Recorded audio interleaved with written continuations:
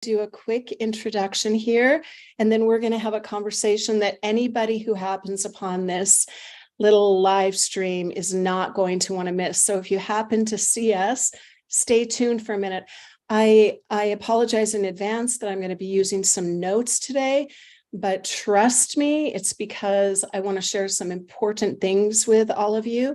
So bear with me a little bit while I talk too much, and then I'm going to turn it over to Bob where all the gems lie, okay? So good morning, everyone. If it's morning where you are, welcome to Talk About TV, where we talk about all things outdoor experiential hospitality. I am your host, Michelle Oliver. I am CEO and founder of Expitality, which is a full-service consulting company for outdoor experiential hospitality. Try to say those three words really fast 12 times. Anyone who knows the name Bob Worsley or Zenni Homes will understand why I am absolutely beyond delighted to host this conversation today with Bob. Both of those names are synonymous with successful execution on innovative ideas that powerfully impact the space in which they are introduced. Here's my long-winded intro because it matters, everyone. Bob has a reputation for being, and I quote, a long-term entrepreneur with a CPA's passion for efficiency. You're going to understand in a moment why that matters so much. Bob Worsley is chair and CEO of NZ Legacy LLC and Zenni Home LLC. He was a Republican state senator from Mesa, Arizona, from 2012 until January 2019. And that, my friends, is serving not one, but 3 terms. Big deal. He began his, but he's so humble about it. He began his career as a CPA with Price Waterhouse, and he went on to found SkyMall in 1989. Wow. And sold it to Rupert Murdoch's corporate empire 13 years later. That alone is a book unto itself. He then founded NZ Legacy, which has been active in real estate, energy, and mineral development since 2002. He has spent years working toward a long-term, compassionate solution to immigration challenges in Arizona. He is the author of The Horseshoe Virus, a book on immigration reform. This is a man, my friends who are listening, who doesn't just talk about change. And he has done something absolutely tremendous with Zenni Home, an affordable housing solution for low-income and middle-class families. And way beyond that, there's some things we're going to talk about today. He's currently the chairman of ZenniHome, and his vision has resulted in completion, page 2, of more than 5,000 homes in Arizona over the last decade. All this amazing work earned him the title Senator of the Year from the Children's Action Alliance in 2018. So Bob, with a heart spilling over with hospitality, I welcome you to Talk About TV, and thank you so much for being here. I'm going to say one more thing before I let you talk. I thought that we could kick off today's conversation with something that is really dear to my heart and obviously yours. 2 things: vision, which a lot of people like to poo-poo as a nothing, and transformation. So creating and building a business is no small feat in and of itself. Expitality, my business, creates exceptional experiential outdoor hospitality businesses because the experience of hospitality transforms the world. Now, as corny and hallmark as that may sound, I believe that it is the absolute truth. Transforming the world one person at a time begins by inviting them into experiences that open them to possibility. People crave unique, I had to write this down because I couldn't say it because I lost my voice. People crave unique, immersive experiences. that create opportunities for transformation. This is truly what I believe and what my entire business is based on. So when I met Zenni Homes, I was blown away. You are everything transformation, everything vision. So if you would, with that lengthy introduction, I'd love for you to speak to those two things to kind of kick us off. That'd be great. And Michelle, you tell me if you want to look at some things while we're talking. Yeah. Or just talk. So it's your call. Let's begin by just talking a little bit, if you would, about your vision for Zenni and about the idea of transformation, because everything you are is that. And then I do have some specific questions for you that will invite a perfect opportunity to share your screen. Okay, great. Okay.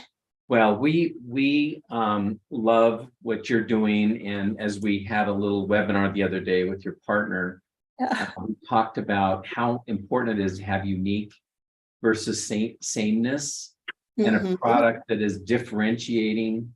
And also that you are able to find this remote, beautiful, immersive nature place where if this unique thing can happen there, you get kind of the magic of what you're trying to do.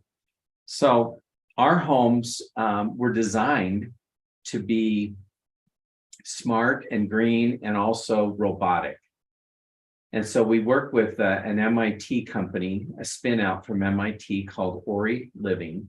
And they have come up with UL approved furniture that comes down from the ceiling and walls move and beds appear and pocket closets show up.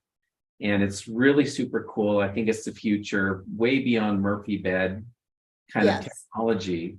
And as a result of that, we have given our team the responsibility to come up with 3 different rooms that can be used in the same cube. And so it's a master bedroom that's gorgeous. It's a living room that's gorgeous, and it's also an office during the day. Many of us, like you are right now, I think, and I am, we're working remote. After COVID, we got really good at that. Yeah. So having a room that can actually become a beautiful office that may be your master bedroom and it may be your living room at a different time of the day. So what that accomplishes, Michelle, is that you can actually build a smaller home. And a smaller home that can transform means it's less money to buy. Yes. Less square feet means less CapEx to buy the home. And so we believe transformation is important because you get this wonderful opportunity to pay less for a home, but it still does everything you need it to do because of technology, because of the ability to transform that space. So we've taken that on as a challenge. And therefore, we think we'll get you a home 30% less expensive and twice as fast as building something site built. So that's kind of the big picture to be able to accomplish transformation. Okay.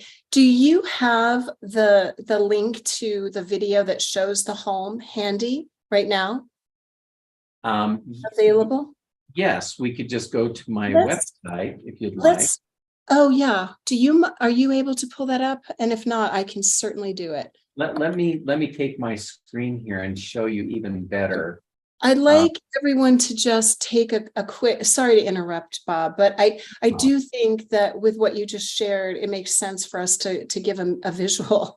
Let's take a look. This is the 1-bedroom home, and this is the 2-bedroom home. And let me just show you how beautiful it moves.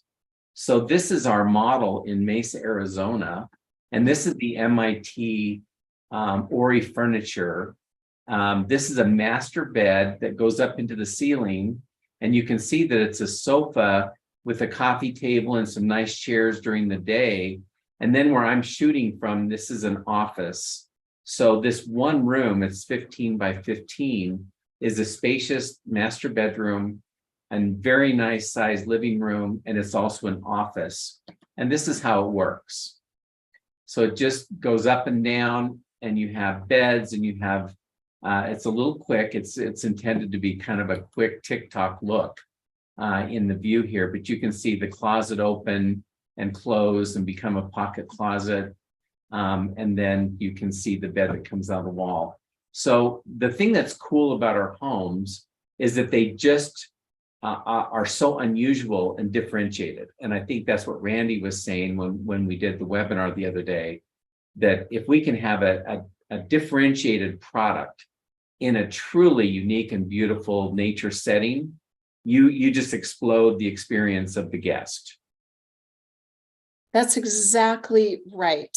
Okay, so I would like to shine a light on something that in almost every webinar that I watch or interview with you, I have noticed, and I'm a big fan of trifectas in everything. It's just, I think, the way our brain works. So you mentioned smart, green, robotic, and then 3 rooms. And what I've heard you say again and again is, I don't remember the square footage, but within every certain amount of space, you expect 3 functions. Is that correct? Could you speak to that a little bit? Thank you, Michelle. It's, we built homes before technology enabled this, with the exception of a little bit of Murphy equipment, Murphy furniture. Yeah. We built single purpose rooms. And so most of our homes, if you think about them right now, there's a laundry room, there's a bathroom, there's a kitchen, there's a nursery, there's multiple bedrooms, there's a living room, there's hallways, there's staircases, there's basements.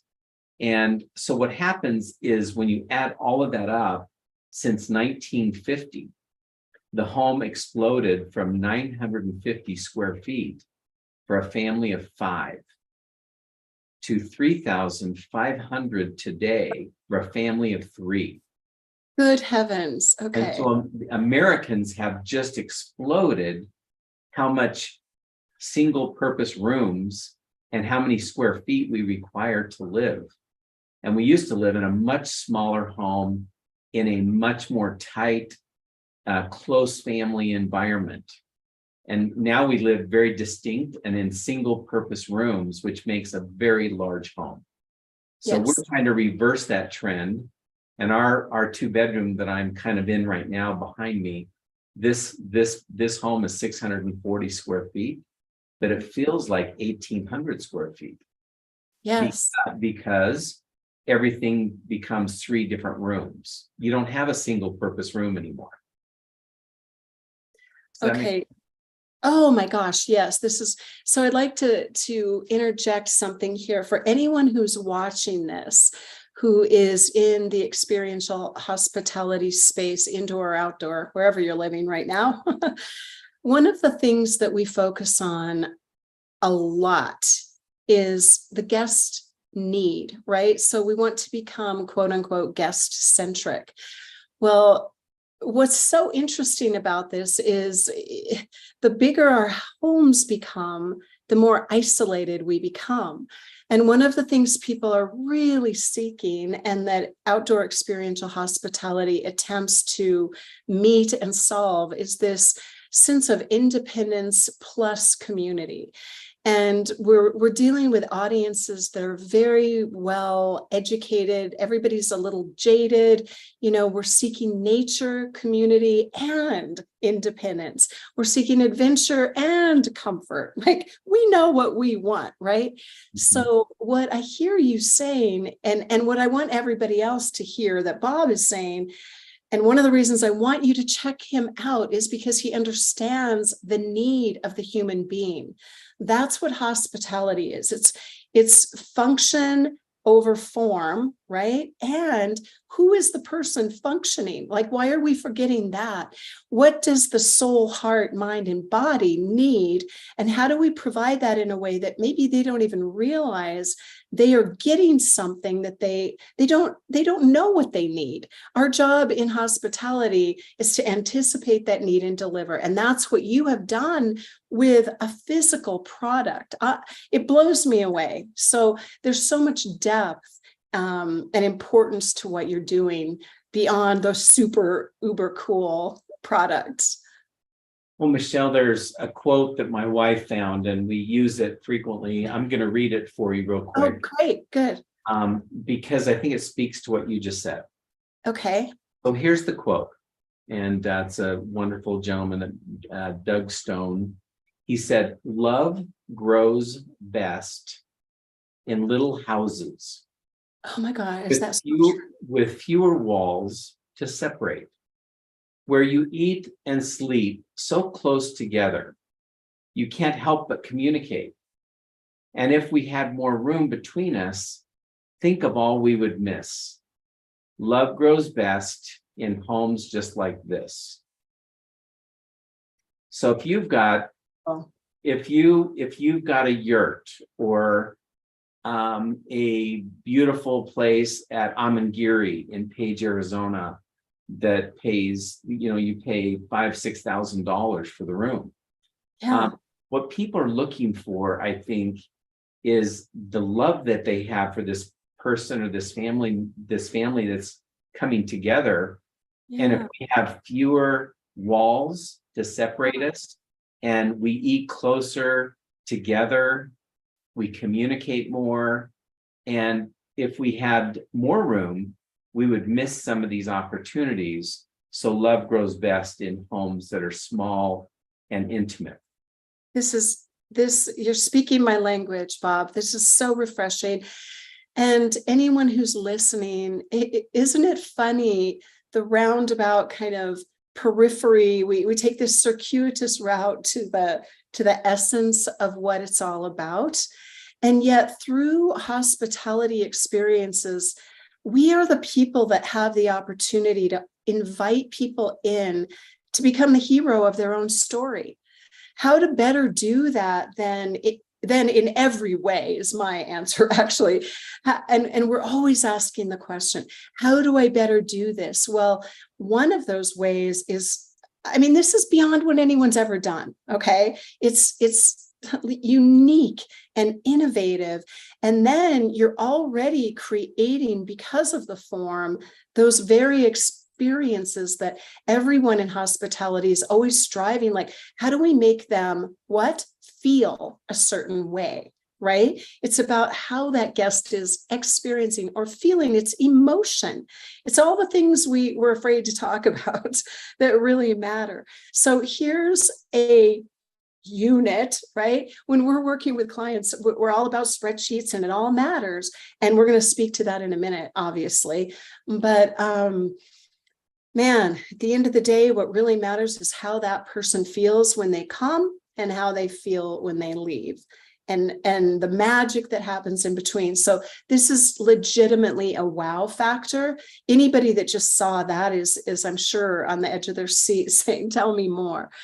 Okay, so when we're speaking to someone who's potentially developing an experiential outdoor hospitality space, what I've heard so far is already you're really enhancing the experience, right? And let's talk a little bit more about the financial end of this, okay? So very often when people are looking at these accommodations, they're going to group them. So they're not going to buy one of these, right? Depending on the property, it could be 5, 6, it could be 20, right? How does this work from an owner perspective? If I come to you and I say, wow, I want to try this out. I think what I'd like to do is like a beta test, 6 of these. How does that work? Is there a timeline involved? Do you help consult with, I don't know, just speak to me like that. Sure. And I'll try to stop talking a little bit. There's a beautiful new vineyard in southern Arizona. They were working with the owners and they built this beautiful restaurant. They have this very, very elegant 5-star look and feel. And the outside of the buildings is a Corten steel. So they're just gonna let it rust and patina with the vineyard. And they chose us and they ordered 9 of our 2-bedroom units. And they said, we want to clad it on the outside with matching Corten steel. Oh, wow. We love the floor to ceiling glass. We love the robotic furniture. And we want people to come here and have this very romantic, very exotic vineyard experience, have really great food. And then we want them to go to a casita that's really a differentiated experience as well. And that's what you're giving us. So they said, we need these in February 2024. Everything's ready. We just need to get permits. And so they're putting a deposit down, which allows us, these units cost about $120,000 each, the 2-bedroom units. They put a deposit down of 25%. And then we save line time, we call it, in the factory, so that we're coming out of the factory the time we need to ship them down to Tucson to be installed. We also work with their contractor to make sure that the concrete piers that are necessary to be there and cured before we show up are in fact completed. And they have supervision there for the crane to lift these off of the semi-trailer and place them on the concrete piers. There's about 2 or 3 days each to do what we call mating the 2 units together that make 1 unit. There are 2 8-foot wide modules that make 16-foot wide a home. And so there's just some coordination we need to do with the contractor and with the owner. And then we basically deliver when they're ready for us, and the units are available to be used within a week or so after we get there. That's remarkable. I mean, I don't think we even need to go into, for anybody that has ever been through any version of development, the advantages to this. I mean, it takes away the pain. So how can you ask anything more? It takes away the pain and delivers an over-the-top, innovative experience that just feeds right into your brand. So it could be, I mean, the other thing that's so interesting to me is that we work with a lot of different brands, right? People come with a big vision and this is who I am and my brand and my message. And yet somehow Zenni can fit into anything. And it's because of what you just said. Here's what they had. Here's how we just kind of came right into that and enhanced what was already there. We're not asking you to change. We're coming in and adding to what you already are and expanding that vision of whatever you already want. Another thing I love, and maybe you could speak to this a little bit, but some people are really understanding that this idea of dispersed hotel can also be like boutique hotel. And that is simply taking these magical things and putting them on top of each other. So Kate, do you want to share a little bit about what you're able to do with that? Yeah, do you mind if I share screen again? Oh, are you kidding me? No, please. We love to see. Okay, I can't believe I've not yet been down there. I'm waiting for it to get cooler. Then I'll be in Mesa. Wait, so let me show you what it looks like when we go up upwards with our projects. So we can stack them. And so you end up with something that looks like this. So the same 2 units, here's the 1 bedroom, here's the 2 bedrooms, and then here's 90 of the same exact units, but they stack on top of each other 85 feet in the air. So this is a grocery store on Main and Center in Mesa, Arizona. We have an elevator and 2 stairs. And then these units, literally 1/3 of the small and 2/3 of the large, stack and bolt together into a beautiful 90-unit hotel or boutique or extended stay or apartment building or dorms. And there's room for this grocery store and 28 cars under the podium as well. My gosh. This can also sit on the ground. In the case of the vineyard, for example, they wanted these single units on the ground out in the vineyard. But in this case, you could put this in a centralized area and put 90 units all on a 1/2 an acre. This entire project is 1/2 of 1 acre. 1/2 of 1 acre. 90 homes on 1/2 of 1 acre. We think, Michelle, it's the most dense development for a mid-rise of this height in Arizona.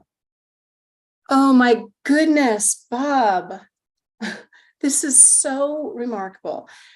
All right. So, I mean, it's so logical that I don't even know that we have to articulate what's happening here for everyone to understand. When you're developing an outdoor experiential hospitality business, what are you looking at? ADR. You're looking at, how much acreage do you have? How many accommodations can we have? How close together? How far apart? What's the experience? We're not selling accommodations. We're selling experiences, as we keep repeating. So here you go. And the other thing that I encounter, I don't know if it's daily, but excuse me, sorry, I gotta turn this up. But weekly for sure is, what is the other enormous issue that every single resort development has? What are we going to do with our staff? What do we do to entice a really healthy culture? What do we do to nurture that so that we have people that never want to leave, that stay with us and grow with us as we build this resort, whether it's one location or 20, right? The people that make that magic happen from the time someone comes to the time they leave are your people. And they too have to live somewhere. So let's talk about that. So Michelle, in Aspen and Park City and in Sun Valley, Idaho, we're talking to people who not only want to try this for their guests, but they're saying, could we take this little area over here where our hospitality team lives or want to live, or they're driving 30 or 40 minutes into Sedona from Clarkdale, Arizona, where it's affordable to live. And we want to put these units right where the staff gather in the morning and give them the opportunity to live in one of these and live affordably, and not have to drive an hour to an affordable area out of Aspen or Sun Valley, Ketchum, Idaho, or Park City, Utah. Park City right now is screaming for this product so they have all the ski resort people, hospitality people that can actually live in Park City affordably. So the beautiful thing is that the units can be on the ground, used for guests, or they can be used for your workers, or they can be stacked like this. So that's the beautiful thing. And it can be the same thing coming out of the factory, or you downscale it a little bit for the workers and say, we want this to be more durable without the robotic furniture. We'll have more of a Murphy bed, sofa bed thing for the workers, just so that there's less maintenance, maybe long-term for the resort to have to manage. This is like a one-stop shop that affects every area of your business. So again, anyone who's listening, this is a direct influence on your profit.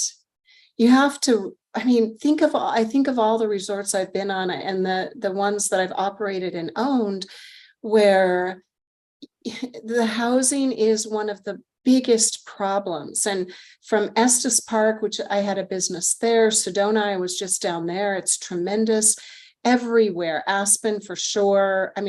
Anywhere you go.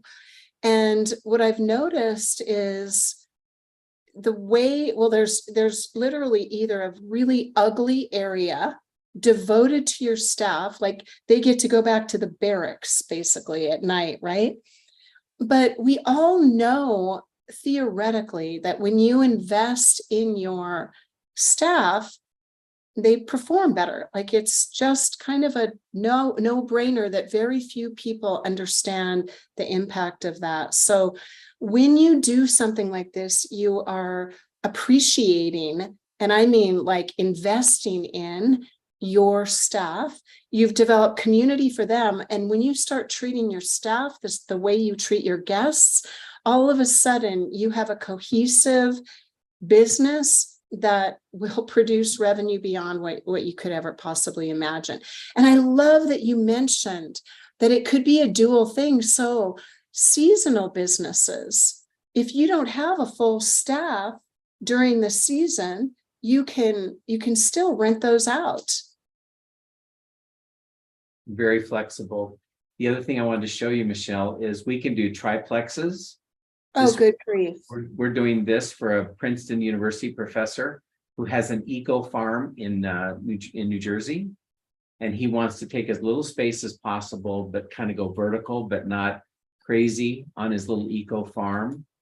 And then this is what we love. We can take both the small and the medium, the small and the large home, and they can stack in any configuration. Here's a studio on top of 2-bedroom. Here's a 2-bedroom on top of a studio with a carport. You can turn it sideways. The brown area shows you where the chases take all the utilities to the ground. There's a triplex. There's a 4-plex. So you choose how you want to use your land. And these boxes are like Lego blocks, and you buy them from the factory just like a finished home, but they stack because we've got all the steel in the walls that allow it to go up to 90 feet tall in a mid-rise. The other thing we've done is for people like the Navajo Nation, they've come to us and said, we would love to have a 5-bedroom home, but it's all on one level because the land is $1 for 99 years for a family to get from the nation. So here's what we did for them. Here's a 5-bedroom, 3-bath home with a common area for the family to do cooking, fry bread, things like that. Here's one of our 2 bedrooms. There's a 1-bedroom unit. They came right out of the factory that way. We put a little cover over the common area, put another 2-bedroom in, and there's a 5-bedroom, 3-bath home. And then we went ahead and showed it to the Navajo Nation finished. And that's what it looks like. It's a gorgeous modern home for a family that needs 5 bedrooms and 3 baths. So here we are again, back to the human being. You know, this is why vision is so important. Like, it's about the real needs of whoever you're serving. And, you know, here we are with Legos in the sandbox. Like, this is incredible, Bob. Just remarkable. Okay, so another question for you. I am looking at a piece of land in Taos, New Mexico, because I have a son who's very artistic, and there's a community where they all have straw bale homes, right? He wants to be an off-grid guy. What does Zenni Homes have to say about off-grid opportunities? Oh, now you're really into my fun area. You crazy visionary, you. Yeah, just show you how crazy I am. In 1996, I took my 6 children and my wife, and we bought an island homestead in the middle of the forest in Arizona at 7,000 feet. And we had no power, no sewer, no water, no internet for 8 miles to the closest property. And we built a family compound there that now rents for $5,000 a night. Oh my gosh. As a dispersed hospitality property. And everything is off grid. So we've been doing this since 1996. No way. Weddings, Oh my gosh. girls' camps, retreats for wellness. And it's a gorgeous place. It's called NZ Legacy Ranch. And so I love living off grid. So we've come up with something we call Planet Wise. W stands for water. I stands for internet. S stands for sewer. And E stands for electricity. Okay. And we can build these units and deliver them to you so that they are planet wise, meaning off grid. You don't need anything. They work exactly like a home in town, in the city. They come with solar, inverters, batteries, a Starlink system that connects to the internet with broadband connection. I could be talking to you right now from one of our planet-wise Zenni Homes that has everything off grid. Okay, so normally in a normal human's life, that would be like, oh, cool thing. But from the perspective I'm standing in right now, where this is a very real undertaking, and I'm, to be honest, I have a little fear about the water thing. I get the internet part, I get the solar, but there's a little anxiety for me about water. And can you speak to that? Off Yes. grid means no, and we're talking about New Mexico. You come from Arizona, so. So we are working with two companies that do atmospheric water harvesting. And the company I'm doing a webinar with tomorrow, the CEO of that company, and I are going to be discussing how to get many liters of water a day from the atmosphere. So you have water molecules literally in a river above you or in a lake above you. And so these systems allow you to bring potable water out of the sky and for use in your home. Without a river, without a well in the ground, without a water table, without pipes from the city, you can literally bring water from the sky into your home. And then our homes, with our planned sewer system, we can get 98% of the water you use in your home back in the form of gray water to do everything you can do around your home with that gray water. So water your plants, water your animals, because the water has been processed out of your sewer system into very, very high quality gray water. In fact, I took 4 samples, Michelle, from this system. It's a German company. I literally took water out of a septic tank that went through this system, a septic tank.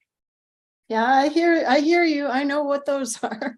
I went to Ford Lab in Salt Lake City that tests all cities in Utah. Okay. And I took their containers that have little chemicals in them.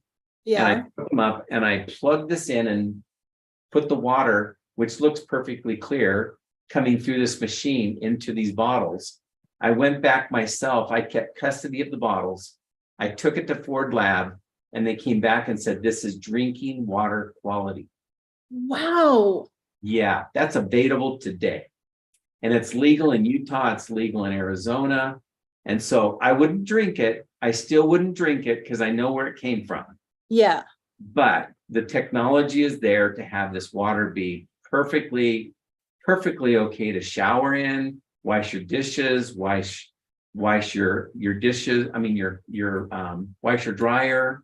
Yeah. And imagine if you were recycling 98% of the water that comes into your home back to this quality, that you would be able to live on some atmospheric water harvesting. It's mad. I mean, talk about magic, Bob. Yeah, sorry I interjected, but we're talking, this is beyond innovation. And you know what's so amazing to me? How I guess the older I get, the more I realize, like with hospitality, people make such a big deal about the simple, essential things that drive all of us. And the fact that you have this awareness and have taken it from ideation to execution and made it available to, it's like what you charge is, how do I say this? How do you even put a value on something like that, right? Okay, so let's put a value on it, okay? let's come down to earth from the atmosphere of magic. How much would it cost if I were to buy that wise unit? Okay. Because you would solve all my problems right now. And my son is researching everything. Okay. So solar system is 50% of the cost of having it put on your home in the city. By doing it in the factory, I can do all of this for a little bit, around $20,000. You get power, you get the top of your unit with 10 kW of solar. you have an inverter, and you have a battery for 10 hours, 10 kilowatt hours for your home. Wow. So that runs a little more than $20,000 in the factory. That would cost you about $40,000. Now you get a third of that back from tax credits. So that's the beautiful thing about doing that. The Starlink system is very inexpensive. That's like $400 or $500, and then your monthly fee for Starlink. And that's how Ukrainians are fighting the war with Russia, you know, with Starlink systems, right? Thank goodness. Flying their drones and everything, and frankly, doing a pretty good job against a very sophisticated enemy, just off of Starlink. So there's your internet. The sewer is called a BUSA, BUSSE system out of Germany, and that runs about $10,000, and that's what will give you that drinking water quality, even though I'm not asking you to drink it. But drinking water, quality water, 98% harvesting from your sewer system. And then the water is atmospheric water harvesting that would top that off. So there you are, the water system, there's $2,000 systems for that. The guy I'm meeting with tomorrow on the webinar is a little bit more expensive, but it gets a lot of water out of the atmosphere. If you're afraid of 2 liters a day, that's the $2,000 system. If you feel like you need 4 to 8 liters a day of water, then you're going to probably have to go with a more expensive or on the system. So think of 2,000 per 2 liters of drinking water.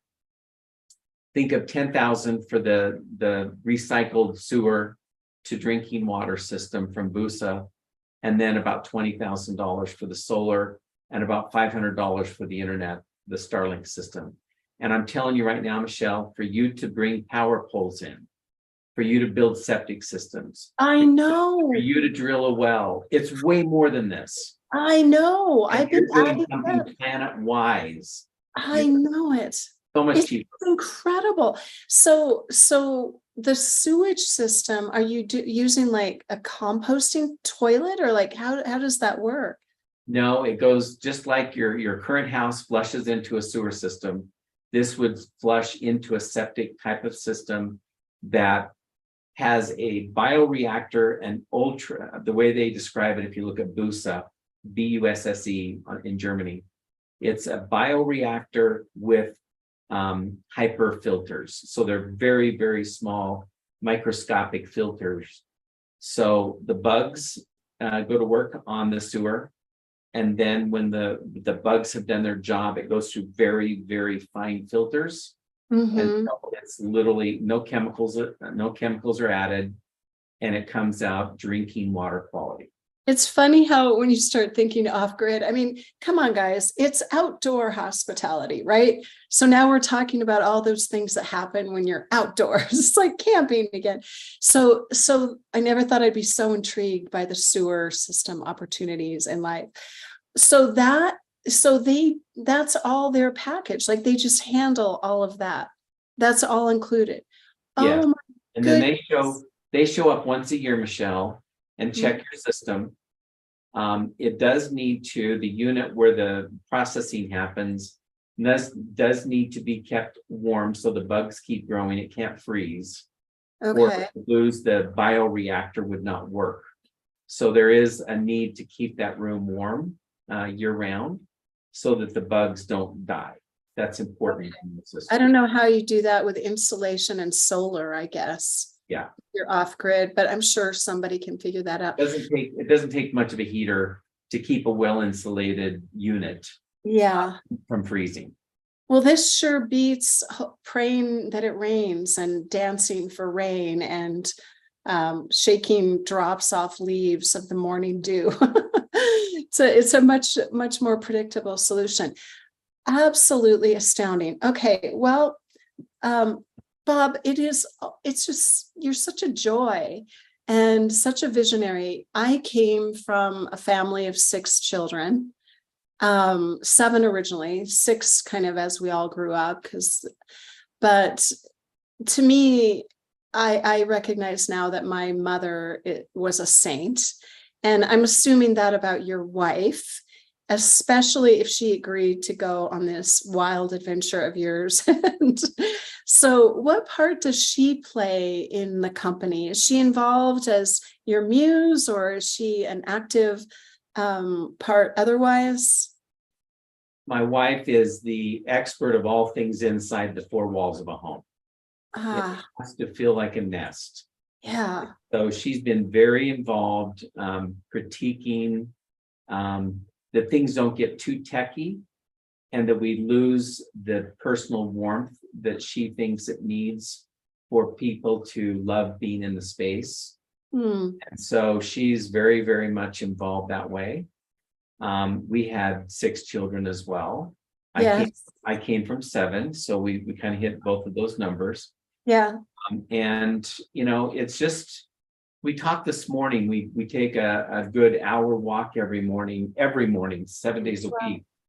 And this morning our talk was how homes from the beginning of time have been the place of protection, and the place where love, and the place where you cook and care for each other.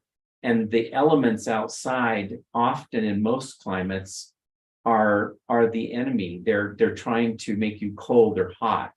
And how important it is that the 4 walls of your home and your roof are designed in such a way that you can keep climate and everything in a bandwidth that is comfortable and is safe for the family. I'm from Phoenix, as you know, originally, the last 40 years anyway. And we had so many people pass away this year. 500 people died because of the record number of 110-degree days. Wow. Homeless people that died on the streets. And so you just take for granted how important it is that your home and the walls of your home provide protection from the elements. I think in Colorado, you lost 3 people last year that tried to do outdoor living through the winter, and they didn't make it from the winter, and they found them in the campground this spring. And so in the opposite experience of very cold areas, you also need a home that will care for you and make sure that you're not harmed by the elements that are extreme outside. So that's her role. She plays that role and makes the home comfortable and make sure it's livable, and you don't get so techy that you get something that's not out of touch with what a woman would find a nurturing nest for her family. Wow, I really love that. Yes, and this is true. It's funny in the field that I'm in with outdoor hospitality. People get carried away with the bright, shiny object thing, right? We all do as humans, but it's so easy to become lost again in form instead of like, what is the purpose? So these are all tools to enhance relationships, to enhance quality of life, to enhance the experience of the guest. It comes down to basic heart, mind, body, soul, what we are, and how do we allow people to become, to experience a bigger, more expansive version of who they are. If you're struggling with heat issues and cold, this is basic survival. So you meet that, and then if you lean into technology, you become isolated. So everything that you've done is taking technology as a tool to serve heart and hearth and home and community, and then you just put that in a beautiful natural environment, and you kind of have it all. Pull your water from the atmosphere. It's such a fulfilling life to be serving in this way. And as we kind of come to the end here, I know that most of the people who know you know this, but I would love if you could just briefly mention what you've done with the factory and how, gosh, Bob, everything you do is about service to others from my perspective. And I kind of just, I don't want to be too corny here, but I do want to honor you for who you are. And the fact that you and your wife walk together every morning almost brings me to tears that that's a thing. Gives me hope for the planet. And just speak a little bit to how you, the way in which your vision has impacted others through the factory. Great. Well, I had my last two businesses kind of have a lot to do with this, but after the big rodeo Chetasky fire in Arizona that burned a quarter of all the forest in Arizona, I decided someone had to do something about that. So we created a biomass facility, the only one in Arizona. And since 2005, we've been clearing 15,000 acres of forest that is overgrown, that would burn up in a catastrophic fire because it's so overgrown. Yeah. So I'm very proud of that. And then in this case, we went to the Navajo Generating Station in Page and chose that as a place for the factory for a couple of reasons. One is that 3 years ago, they demolished the coal plant that was there because it was polluting the Grand Canyon and the Lake Powell area. Yeah. The 5 utilities that own that coal plant agreed to shut it down, but they laid off 1,000 Navajo workers. Oh my goodness. So we took the buildings on that site that were not demolished, and we turned that into our factory. And we have 120 Navajo workers that were laid off working in the factory. 300 more have applied to come to work for us. And we're looking to expand that factory to build 50 homes a day where there used to be a coal plant that was polluting. So to me, it's an environmental blessing to build homes that will last over 100 years on the site with the hands of the very people that were iron workers, plumbers, boiler makers, pipe fitters, electricians, carpenters at the coal plant are now building these environmentally sensitive homes that can literally be off-grid or on-grid with solar, renewable energy, sensitivities, and they're back to work building something that can be there forever and not pollute, but actually reverse the effects of climate change by living in a smaller home and having very energy efficient technology in the homes built by these same Navajo hands that used to build the coal plant. So I love that. I love the story of changing from an ugly industry into a very futuristic industry with the same workers. Yeah, you are a true visionary. Anyone who's watching, if you are, because many people come to us, they come from their own dream, right? And I'm all about, that's the way for you to transform person who wants to build an experiential outdoor hospitality businesses. I always say I grow people to grow businesses, because in order to grow your business, you get to go on your own personal adventure of growth, right? And what Bob is saying here is not just that he's created this extraordinary opportunity for you, for your accommodations, but you really are an example and a template for how to be as you grow a business. Look at the way this gentleman has impacted. I mean, it's all about vision and transformation and then repeating that. And it seems to me that people like you, everything you do expands more and more and more. You touch more people, you impact more people at these levels. Like we were saying earlier, like hospitality is all about anticipating the unknown needs of an individual and over delivering. That allows them to experience themselves in a different way. So all these Navajos, all of a sudden, you move from being a victim to being an empowered. You have transformed an obstacle into an opportunity again and again and again. And to me, that's what our businesses are about. Like if it can't serve everyone, at some point it becomes tedious. So, but the energy that you have and the passion and the fact that you get on every single one of these webinars every week and interviews, and you're so generous with your time. And I'll put all the links and everything. Anyone who wants to speak with Bob, reach out to me, reach out to Bob. And at Expitality, we are fully promoting Zenni Homes. It's obvious why. So I'll shut up. And thank you again for your generosity and just being who you are. And I can't wait to meet your wife. Would love to interview her if she's ever up for that. I have a whole Women in Hospitality interview series, and it would just be my delight and honor to do so. I will ask her to make herself available. Okay, that's great. Bob, thank you. And thank you for your patience with me and showing up half well. But anyway, it's just been a joy, and I will look forward to the webinar tomorrow. Can't wait to learn more about water, and I'll be reaching out to you really soon. Okay. Thanks, Michelle. Thank you. Have a great day. Bye.